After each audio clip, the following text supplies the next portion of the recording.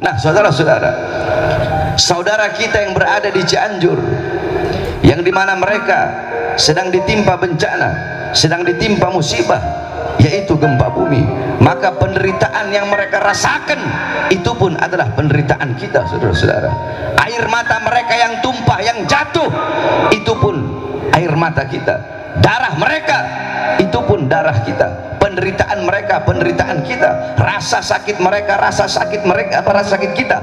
Mereka yang kehilangan harta benda sama seperti kita kehilangan harta benda kita. Mereka anak-anak yang kehilangan orang tua yang kehilangan anak sama seperti kita kehilangan anak-anak kita, dan kita kehilangan orang tua kita. Mereka para istri yang menjadi janda yang kehilangan suaminya, suami yang kehilangan istrinya, sama seperti kita kehilangan istri kita, dan istri kita kehilangan kita, saudara-saudara. Yakni penderitaan mereka, penderitaan kita, rasa sakit mereka, rasa sakit kita, kehilangan yang mereka rasakan itu pun adalah kehilangan kita, itu pun adalah rasa kehilangan kita, saudara-saudara. Oleh karenanya kita doakan agar saudara-saudara kita yang khususnya berada di Cianjur, mudah-mudahan Allah angkat segala macam bala, Allah angkat segala macam musibah, Allah angkat segala macam bencana yang menimpa saudara-saudara kita yang di Cianjur khususnya dan umumnya. Allah angkat segala macam musibah bencana yang terjadi di negara kita tercinta, yaitu negara Kesatuan Republik Indonesia, saudara-saudara. Hadirin sekalian yang dimuliakan oleh Allah Subhanahu wa taala, pasti kita bertanya-tanya, apa sebab terjadinya gempa bumi di negara Kesatuan Republik Indonesia yang sangat kita cintai ini? Padahal Indonesia adalah negerinya para aulia, negerinya orang-orang soleh, negerinya para ulama. Banyak paku-paku bumi di negara Kesatuan Republik Indonesia. Sebelum-sebelumnya di Lombok gempa bumi, di Palu gempa bumi sama dengan tsunami. Nah, sekarang di Cianjur gempa bumi. Lombok adalah kota 1000 masjid, Lombok kotanya para wali, kotanya para ulama, Palu kotanya para ulama, Cianjur juga kota para ulama, kota para santri. Tetapi kenapa Allah berikan musibah? Kenapa Allah berikan bencana? Saudara-saudara sekalian yang dimuliakan oleh Allah, jangankan di Indonesia, Makkah paling mulianya kota, kota kelahiran Nabi Muhammad SAW, kota yang dimana di kota tersebut dilahirkan makhluk yang paling mulia, makhluk yang paling agung, makhluk yang paling suci, yaitu baginda Nabi besar Muhammad SAW. Makkah pun pernah dilanda gempa bumi, saudara-saudara, sebagaimana dalam hadis yang diriwayatkan oleh Imam Ad-Darul-Qutni dan diriwayatkan juga oleh Imam Bukhari Muslim. Perawinya berbeda, setiap riwayat maka nama gunung berbeda-beda. Riwayat Bukhari Muslim diriwayatkan bahwasanya gunungnya adalah gunung Uhud, tetapi riwayat Imam Ad-Darul Qutni gunung tersebut adalah gunung Thabir. Nah, saudara-saudara sekalian yang dimuliakan oleh Allah, ketika gunung tersebut gempa bumi, batu-batunya berjatuhan, di atas gunung tersebut ada Rasulullah, ada Sayyidina Abu Bakar As-Siddiq, Sayyidina Umar bin Khattab, dan Sayyidina Utsman ibn Affan. Ketika gunung tersebut mulai bergoyang, Nabi Muhammad meletakkan tangan sucinya di atas gunung tersebut, dan Nabi Muhammad berkata, belum saatnya bagimu, belum saatnya bagimu, berhentilah berguncang, ketahuilah di atas engkau ada seorang Nabi, maksudnya Nabi Muhammad, ada seorang As-Siddiq, maksudnya Sayyidina Abu Bakar As-Siddiq, dan ada 2 orang syahid, maksudnya Sayyidina Umar bin Khattab dan Sayyidina Utsman bin Affan. Seketika itu juga gunung tersebut mentaati perintah baginda Nabi besar Muhammad dan berdiam dari guncangannya. Ketika gunung tersebut berhenti berguncang, maka Rasulullah bertanya kepada para sahabat, dosa apa yang telah kalian lakukan, maksiat apa yang telah kalian lakukan, sehingga gunung ini bergoyang, bergetar karena takut kepada Allah Subhanahu wa taala. Bahkan di zaman Sayyidina Umar bin Khattab, idza zulzilatil Madinah, ketika Madinah ditimpa gempa bumi, khataba Umar bin Khattab amaman nas.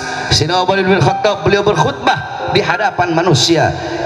Asra'tum wa ahdastum, kata beliau, sungguh cepat kalian, sungguh cepat apa yang kalian lakukan, sungguh cepat apa yang kalian perbuat, sehingga yang kalian lakukan dan kalian perbuat mengundang bencana dari Allah, yaitu gempa bumi. Kata beliau, wallah, demi Allah, apabila besok ada gempa susulan, demi Allah, aku tidak lagi ingin tinggal dengan kalian, aku akan lari dan tidak akan tinggal bersama kalian. Di zaman Sayyidina Umar bin Abdul Aziz, ketika itu ditimpa gempa bumi, maka beliau mengirim surat kepada para gubernur-gubernur. Beliau panggil gubernur-gubernur tersebut untuk datang. Ketika para gubernur datang, beliau berkata, maksiat apa yang telah kalian lakukan, perbuatan dosa apa yang telah kalian perbuat, ketaatan apa yang kalian tinggalkan, tinggalkan. Sungguh demi Allah, ini Allah tegur kita semua. Oleh karenanya, keluarkan harta kalian di jalan Allah Subhanahu wa taala untuk menghilangkan segala macam bala, musibah dan bencana. Seketika itu pun beliau memerintahkan para gubernur untuk mengeluarkan hartanya di jalan Allah Subhanahu wa taala. Kemudian Sayyidina Ka'ab ibn Malik, beliau berkata bahwasanya tidaklah gempa bumi tersebut terjadi melainkan terlalu banyak dosa-dosa dan maksiat yang hamba-hamba lakukan di atas muka buminya Allah, sehingga bumi tersebut takut, bumi tersebut gemetar kepada Allah, sehingga karena gemetarnya, karena rasa takutnya, sehingga bumi tersebut berguncang, saudara-saudara. Kemudian Sayyidina Anas bin Malik radhiyallahu an, beliau pernah bertanya kepada Sayyidatuna Aisyah radhiyallahu anha akan pendapatnya tentang gempa bumi. Apa jawab Sayyidatuna Aisyah radhiyallahu anha? Beliau menjawab, tidaklah gempa bumi terjadi melainkan 3 perkara ini telah merajalela. Apa 3 perkara tersebut? Apabila 3 perkara ini telah merajalela, apa 3 perkara tersebut? Yang pertama, kata Sayyidatuna Aisyah, idza istahalla zina, apabila perzinahan, apabila zina sudah dianggap sesuatu yang halal, apabila orang sudah berzinah di mana-mana, pagi, siang, sore, malam berzina, yang tua berzina, yang muda berzina, yang kaya berzina, yang miskin berzina, orang-orang tidak lagi punya rasa malu kepada Allah Subhanahu wa taala. Para pemuda-pemudi berzina, para anak-anak muda, laki-laki, perempuan ciuman di pinggir jalan, mereka bergandengan tangan di pinggir jalan, mereka berzina, mereka melacur di pinggir jalan. Saudara-saudara, zina itu adalah dosa yang besar. Ada orang berzina secara sembunyi-sembunyi, ada orang berzina secara terang-terangan. Akan tetapi perlu engkau ketahui bahwasanya dosa orang berzina secara terang-terangan itu lebih besar daripada dosa orang yang berzina secara sembunyi-sembunyi. Coba kita lihat anak-anak muda kita, para pemuda-pemudi kita di pinggir-pinggir jalan, saudara-saudara, di pinggir-pinggir jalan malam tahun baru, apalagi malam Valentine, yang paling banyak berzina, yang paling banyak melacur di Indonesia bukan orang Kristen, bukan orang Buddha, bukan orang Hindu, bukan agama lain, tetapi pemuda-pemudi Islam yang paling banyak melacur, yang paling banyak berzina, yang paling banyak berbuat dosa, yang paling banyak berbuat maksiat di Indonesia, saudara-saudara. Apabila pelacuran telah terjadi di mana-mana, wa istibahal khumur, apabila khamr telah dianggap hal yang dibolehkan, apabila khamr telah dianggap hal yang biasa, yakni khamr telah dianggap perkara yang biasa, orang mabok-mabokan pagi, siang, sore, malam mabok, yang tua mabok, yang muda mabok, yang kaya mabok, yang miskin mabok, narkoba di mana-mana, mabok di mana-mana, khamr di mana-mana, di pinggir jalan orang menenteng minuman keras, tidak lagi punya rasa malu. Khamr bukan lagi hal yang tabu, seakan-akan minuman keras tersebut, seakan-akan minuman syaitan tersebut adalah perkara yang dihalalkan, saudara-saudara. Nah, perzinahan merajalela, perzinahan di mana-mana, khamr di mana-mana, wadarabu bil ma'azif. Kemudian orang-orang mulai memainkan musik-musik yang membuat lupa kepada Allah Subhanahu wa taala. Saya perhatikan orang-orang zaman sekarang, pagi, siang, sore, malam sibuk dengan handphonenya, saudara-saudara. Alhamdulillah, saya bersyukur kepada Allah. Udah 1 bulan ini semenjak saya sakit, saya tinggalkan handphone. Saya tidak mau sibuk megang handphone, saudara-saudara. Orang seluruh Indonesia WhatsApp saya tidak ada saya buka, tidak ada saya baca. Saya mulai meninggalkan handphone. Anak-anak zaman sekarang umur 6 tahun pegang handphone, umur 7 tahun pegang handphone, umur 8 tahun pegang handphone.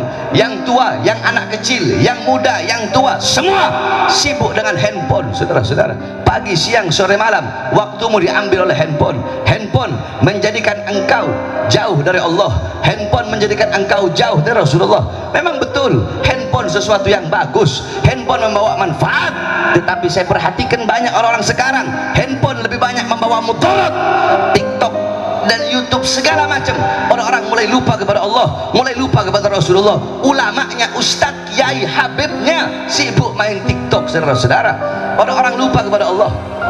Handphone, suami istri hadap-hadapan, si suami sibuk main handphone, si istri sibuk main handphone. Handphone menjauhkan orang-orang yang dekat. Kalian berkata handphone kalian bisa berhubungan dengan orang-orang yang jauh, ya, kalian bisa berhubungan dengan orang-orang yang jauh. Akan tetapi handphone bisa menjauhkan suami dengan istri, menjauhkan orang tua dengan anak, dan anak dengan orang tuanya. Ini yang terjadi, saudara-saudara. Musik-musik membuat lupa dan lalai kepada Allah. Orkes di mana-mana. kalian sibuk dengan handphone kalian, memutar musik-musik yang membuat lupa dan lalai kepada Allah Subhanahu wa taala. Kalian lebih memilih panggilan handphone, kalian lebih memilih panggilan perut dan mengabaikan panggilan Allah Subhanahu wa taala. Di masjid-masjid kalian, di musola-musola kalian, di surau-surau kalian terdengar panggilan Allah Subhanahu wa taala, hayya 'alas shalah, hayya 'alas shalah, ayo salat. Kalian yang bekerja, tinggalkan pekerjaan kalian. Kalian yang berdagang, tinggalkan dagangan kalian. Kalian yang punya toko, tutup sementara toko kalian. Ayo kembali kepada aku, kata Allah. Ini saatnya engkau kembali kepada aku, ini saatnya engkau beribadah kepada aku. Tetapi kita yang sibuk dengan pekerjaan, yang sibuk dengan urusan dunia, sibuk dengan urusan harta, pangkat, jabatan, tahta, kekuasaan, sibuk dengan urusan perut, sibuk dengan urusan handphone, sibuk dengan urusan pekerjaan, sibuk dengan urusan tokonya. Yang di toko tetap dengan tokonya, yang bekerja tetap dengan pekerjaannya, yang sibuk dengan harta tetap dengan urusan hartanya, lebih memilih panggilan-panggilan perut dan mengabaikan, meninggalkan panggilan Allah Subhanahu wa taala. Saudara-saudara, jikalau kalian ingin tahu bagaimana orang-orang zaman dulu, para ulama, para ustadz, para kiai, para habaib, bagaimana para aslafun saleh zaman dahulu, bagaimana ketergantungan mereka, bagaimana kebutuhan mereka terhadap handphone, apa terhadap Al-Quran, maka bercerminlah engkau, lihatlah di zaman sekarang bagaimana kebutuhanmu, bagaimana ketergantunganmu terhadap handphone, maka seperti itulah kebutuhan dan ketergantungan orang-orang terdahulu terhadap Al-Quran. Jikalau kalian zaman sekarang bangun tidur pegang handphone, orang zaman dulu bangun tidur pegang Quran, baca Quran. Jikalau kalian mau makan pegang handphone, sebelum makan pegang handphone, mau makan pegang handphone. Orang-orang zaman dulu sebelum makan baca Quran, pegang Quran, habis makan baca Quran, pegang Quran. Kalian mau tidur pegang handphone. Orang-orang zaman dulu mau tidur pegang Quran. Kalian sesaat nggak megang handphone, hati kalian gelisah. Orang-orang zaman dulu sesaat nggak megang Quran, sesaat nggak baca Quran, hati mereka gelisah. Bukan berarti kalian nggak pegang handphone, terserah sesuka hati kalian pegang handphone. Akan tetapi jangan sampai handphone atau apapun itu, mau handphone, mau harta, mau pangkat, mau uang, mau jabatan, mau perempuan, mau tahta, mau kekuasaan, apapun yang membuat engkau jauh dari Allah, perkara apapun, sesuatu apapun, hal apapun yang membuat engkau jauh dari Allah, maka tinggalkan sesuatu itu, tinggalkan perkara itu. Membuat jauh dari Allah, tinggalkan. Apalagi sesuatu itu, hal itu, perkara itu bisa memutuskan hubunganmu dengan Allah dan dengan Rasulullah SAW. 3 hal.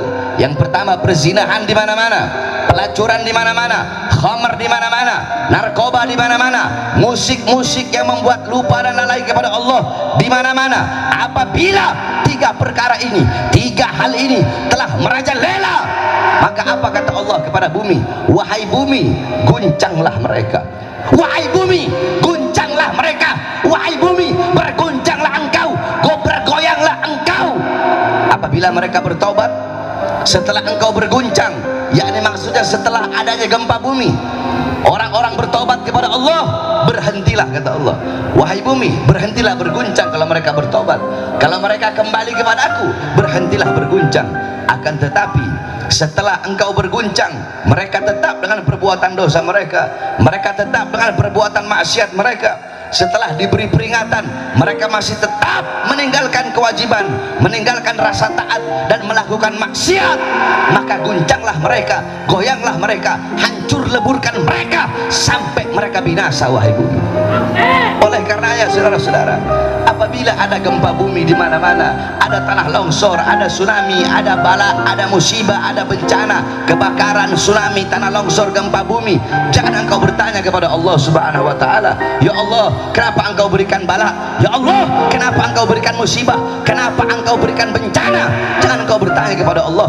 Bukankah Allah berfirman dalam Al-Quran, yakni ma asabakum min musibatin fabima kasabat aidikum, apa-apa yang menimpa engkau daripada musibah, daripada bencana, itu akibat kerusakan-kerusakan yang kalian lakukan dengan tangan kalian. Ma asabaka min hasanatin famin Allah wa ma asabaka min sayyi'atin famin nafsik. Apa-apa yang menimpa engkau daripada kebaikan, itu datangnya dari Allah, dan apa-apa yang menimpa engkau daripada keburukan, daripada bala, azab, bencana dan musibah, itu akibat perbuatan tangan kalian, itu akibat perbuatan diri kalian sendiri. Apabila ada musibah, ada bencana, ada azab, saat ada bala dari Allah, jangan engkau berkata, ya Allah, kenapa kau turunkan bala, kenapa kau turunkan musibah, kenapa air laut engkau tumpahkan di muka bumi, ya Allah, kenapa gunung engkau hancurkan, kenapa gunung engkau luluntahkan, kenapa engkau berikan gempa bumi, tanah longsor bagi kami.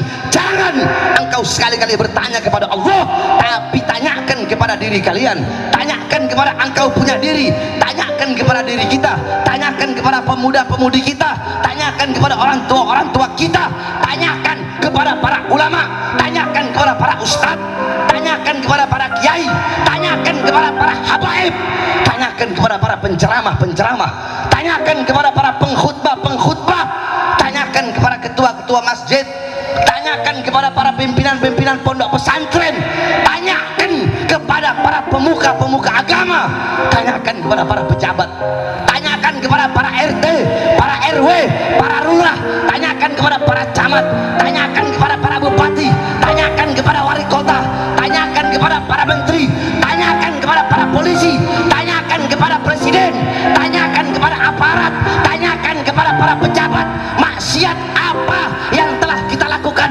dosa apa yang telah kita lakukan, ketaatan apa yang telah kita tinggalkan sehingga mengundang bala dari Allah, sehingga Allah berikan bala dan musibah bagi negara kesatuan Republik Indonesia. Saudara,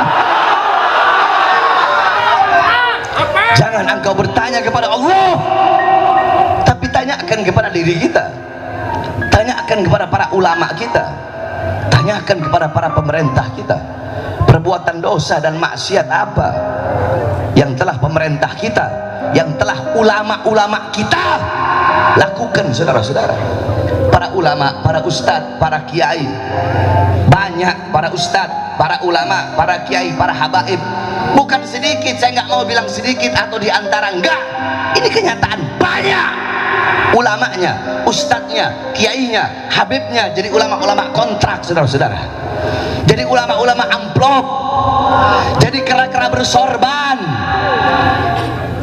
jadi orang-orang yang menjual agama, jadi orang-orang yang menjual akhirat demi kebutuhan dunianya. Tujuan mereka bukan memakmurkan Islam, bukan menghidupkan Islam, mencari hidup dalam Islam, bukan menghidupkan dakwah, mencari hidup dalam dakwah, bukan menghidupkan pondok pesantren, mencari hidup dalam pondok pesantren. Covernya Islam, luarnya Islam, di dalamnya tujuan perut masing-masing, tujuan perut masing-masing. Sehingga kalau ada ulama, para ustadz atau kiai atau habaib yang tujuannya perut, maka nilainya di sisi Allah sama seperti dengan sesuatu yang keluar dari perutnya. Saudara-saudara, tanyakan kepada para pejabat-pejabat, para pemerintah dari RT sampai presiden, tanyakan kepada para perangkat-perangkat negara, sudahkah mereka memakmurkan rakyat, mensejahterakan rakyat, atau sebaliknya menyusahkan rakyat? Berapa banyak darah, keringat, harta rakyat yang mereka ambil, hak-hak rakyat yang mereka ambil, berapa banyak harta-harta rakyat yang mereka korupsi?